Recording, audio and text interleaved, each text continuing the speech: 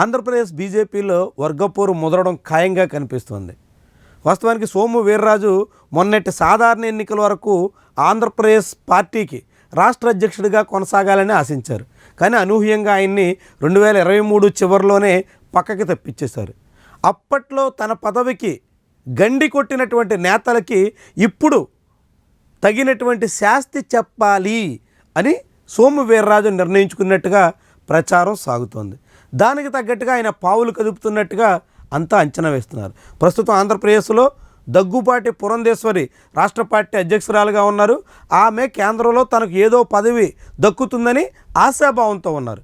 ఇలాంటి సమయంలో ఆంధ్రప్రదేశ్ బీజేపీలో దగ్గుబాటి పురంధేశ్వరికి అత్యంత సన్నిహితులుగా వ్యవహరిస్తూ చంద్రబాబుకి మిత్రులుగా సాగుతున్నటువంటి కొంతమంది నేతలు పెత్తనం చేసే ప్రయత్నంలో ఉన్నారు.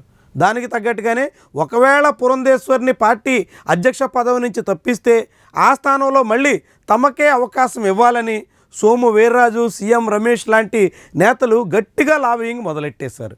దీనికి చెక్ పెట్టాలని సోము వీర్రాజు ఆశిస్తున్నారు. గతంలో తనకు పదవి నుంచి తొలగించేసేదానికి తగ్గట్టుగా అనేక రకాల ఫిర్యాదులు చేసి వేధించే ప్రయత్నం చేసినటువంటి బీజేపీలోని ఒక వర్గం నాయకత్వానికి ఈసారి తను తగినంత బుద్ధి చెప్పాలి అనేటువంటి పద్ధతిలో ఆయన సాగుతున్నారు.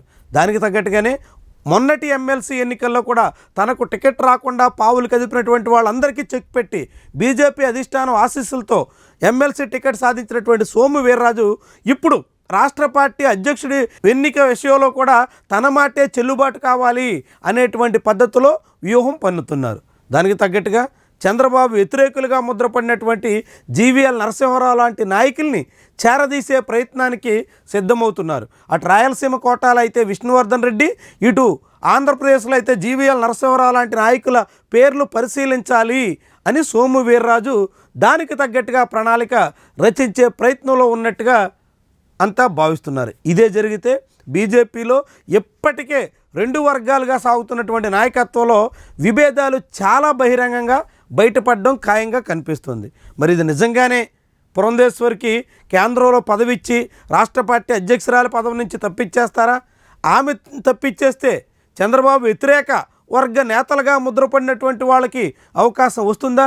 ఇవి చాలా కీలకమైనటువంటి అంశాలు. అయితే వీళ్ళెవరో కాకుండా తనకు అవకాశం ఇవ్వాలని పివిఎన్ మాధవ్ కూడా చాలా గట్టి పట్టుదలతో ఉన్నారు.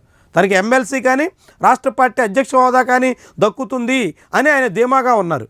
ఎమ్మెల్సీ హోదా చేజారిపోవడంతో ఇక రాష్ట్ర పార్టీ అధ్యక్ష హోదా తనదే అని ఆయన అంచనా వేస్తున్నారు. ఇలాంటి నేపథ్యంలో మాధవ్కి ఇచ్చినప్పటికీ కూడా తనకు అభ్యంతరం లేదని సీఎం రమేష్, సుజనా చౌదరి లాంటి తెలుగుదేశం పార్టీ నుంచి వచ్చి చేరినటువంటి వాళ్ళకి రాష్ట్ర పార్టీ అధ్యక్ష పదవి ఇవ్వడానికి ఏమాత్రం సుముఖంగా లేరని అన్నట్టుగా సోము వీర్రాజు సంకేతాలు పంపిస్తున్నారు. మరి సోము వీర్రాజు పంపుతున్నటువంటి సిగ్నల్స్ని అధిష్టానం బీజేపీ నాయకత్వం స్వీకరిస్తుందా?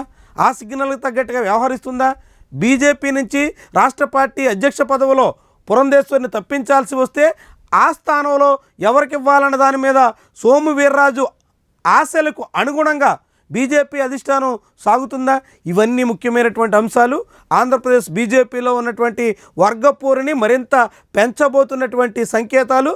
అదే సమయంలో విజయసాయిరెడ్డి లాంటి వాళ్ళు బీజేపీలో చేరడానికి తగ్గట్టుగా సోము వీర్రాజు అనేక రకాల ప్రయత్నాలు చేస్తున్నట్టుగా ప్రచారం నడుస్తుంది. నిజంగానే విజయసాయిరెడ్డి బీజేపీలోకి ఎంట్రీ ఇస్తే అప్పుడు మళ్ళీ సోము వీర్రాజు లాంటి వాళ్ళ ప్రయత్నాలు మరింత ముమ్మరమయ్యే అవకాశం ఉంటుందని భావిస్తున్నారు. ఇదంతా ఒక వర్గంగా మారడం ద్వారా తెలుగుదేశం పార్టీకి అనుకూలంగా ఉన్న బీజేపీ నేతలకి చెక్ పెట్టొచ్చని సోము వీర్రాజు అంచనా వేస్తున్నట్టు చెబుతున్నారు. ఇదే నిజమైతే మాత్రం ఆంధ్రప్రదేశ్ బీజేపీలో వర్గపోరు మరింత ముదరడం ఖాయం, మరింత బాహాటంగా బయటపడడం అనివార్యం.